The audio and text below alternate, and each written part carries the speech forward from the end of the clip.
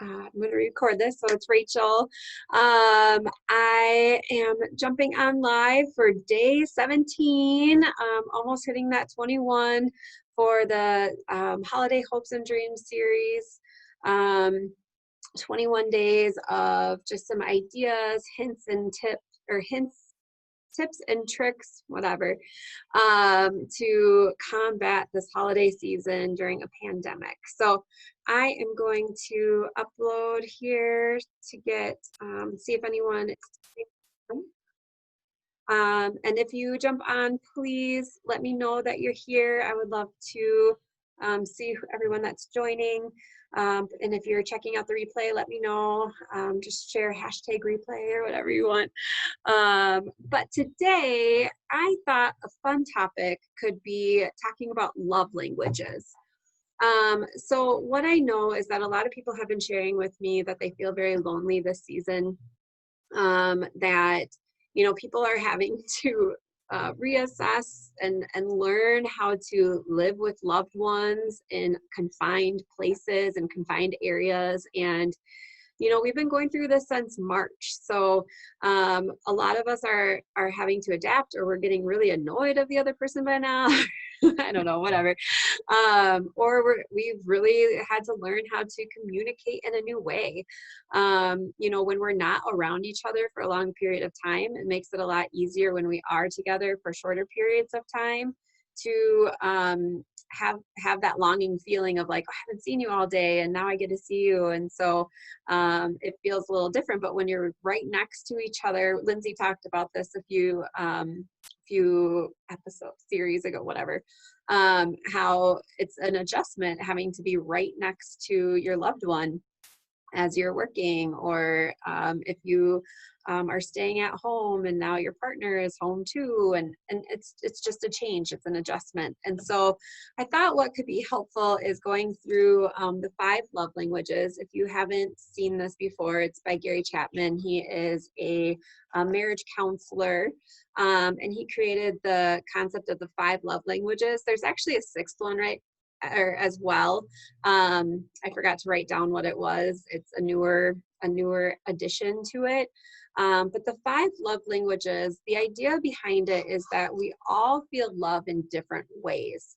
And what happens a lot of times in relationships, and when I say relationships, I want you to know that this could be a partner, this could be a child, this could be a friend, this could be a parent, a sibling, any relationship that you're in, and even the relationship with yourself. I think that this can really apply to any type of relationship. And the idea behind it is that we all need our love tank filled. And so a lot of times when we're feeling lonely, or we're feeling disconnected, it means that our love tank isn't being filled. And so what happens a lot of times is that the people that we're looking to fill our love tank, they might not show love in that way. So it's not necessarily that they don't love you, it's just that they don't show love in maybe the way that you receive love. And this can be really hard on relationships. And what I hear a lot is like, well, I'm showing them that I love them because I have been taking out the garbage every single day, and that's how I show my love. And the other person is like, that's not love. That's not showing me that you love me. That's just what we have to do in this family. Like, that's your job, this is my job. And my way of receiving love is by having you sit with me and watch a TV show with me. And so a lot of times that's the discrepancy, and what causes people to get really frustrated in relationships is that one people shows love differently than the other person accepts it. And again, this can be in a relationship or like a partnership. This could be with your child. This could be with your friend, with your mother, with your father, anyone that you have a relationship with. So there's 5 different love languages: words of affirmation, quality time, receiving gifts, acts of service, and physical touch. So what I would recommend, if you're interested in kind of knowing what love languages speak to you, there's actually, and I'll find it and throw it in the the comments below, but there's actually a way to test and see which love languages are strongest for you. And I would recommend doing that because I think self-awareness is really important. And so if we are aware of what fulfills us, what shows us love, it's easier for us to express that to others in our life, right? So if you're feeling lonely or if you're feeling disconnected, this could be a great way to kind of look at like, well, why do I feel disconnected? What love language maybe am I not getting met right now? And then how can I start getting that one met? So earlier I said sometimes that might even be self-love. And so sometimes if we're not able, like physical touch, right? And physical touch can be anything. It could be a hug, it could be a kiss, it could be being intimate.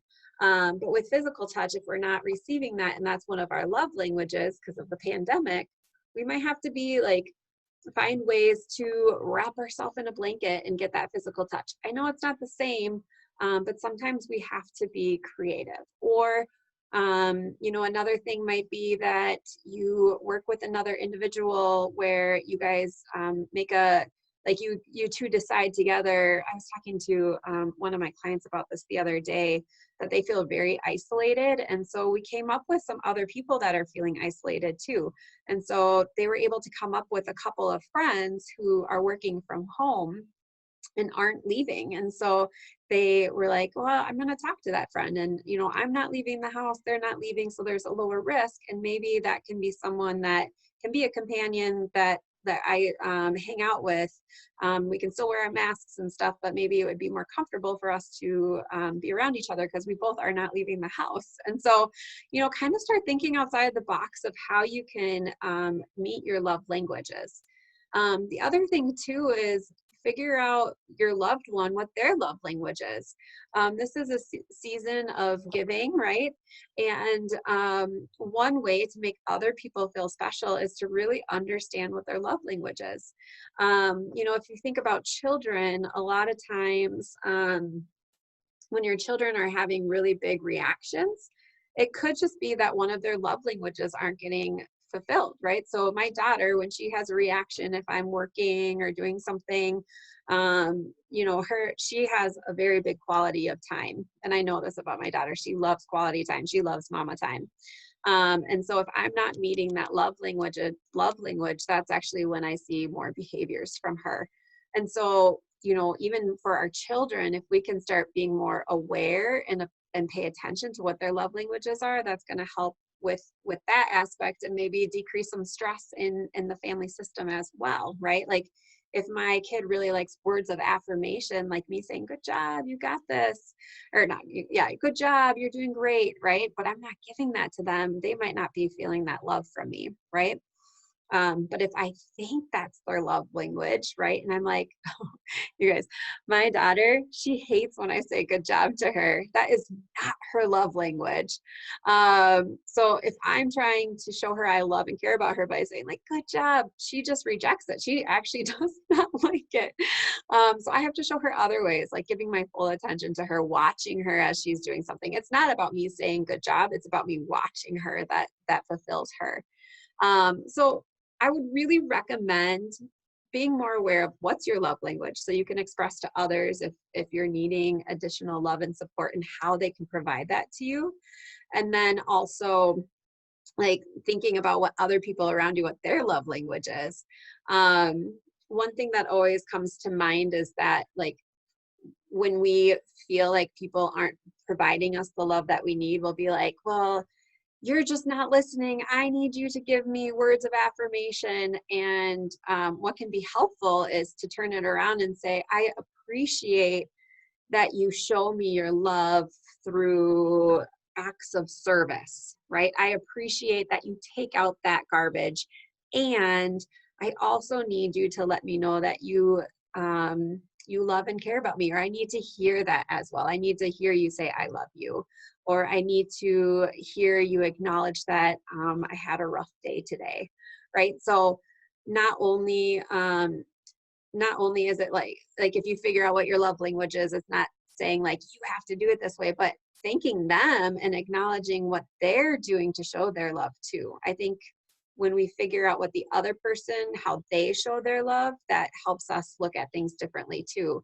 I know my husband's love language is acts of service, and it's really important, or that's really important to him. That's not my love language. And so we have to talk about this a lot. And so, but it's also really important for me to understand that when he's doing those acts of services, that's him showing me love.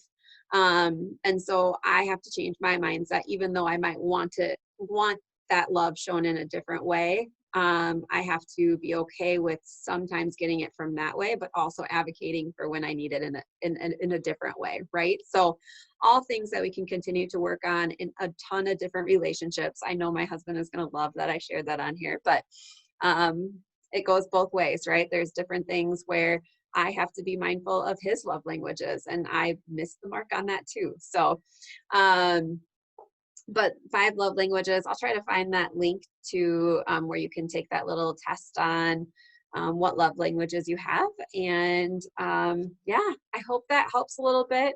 You know, with the holiday hopes and dreams, I thought again that this would be helpful, just because if we're, you know, we're all around people, or we're not all around people, but we're really like in tight quarters with our families. And so sometimes it's nice just to have a different thing to focus on. So, all right. I hope everyone has a wonderful night.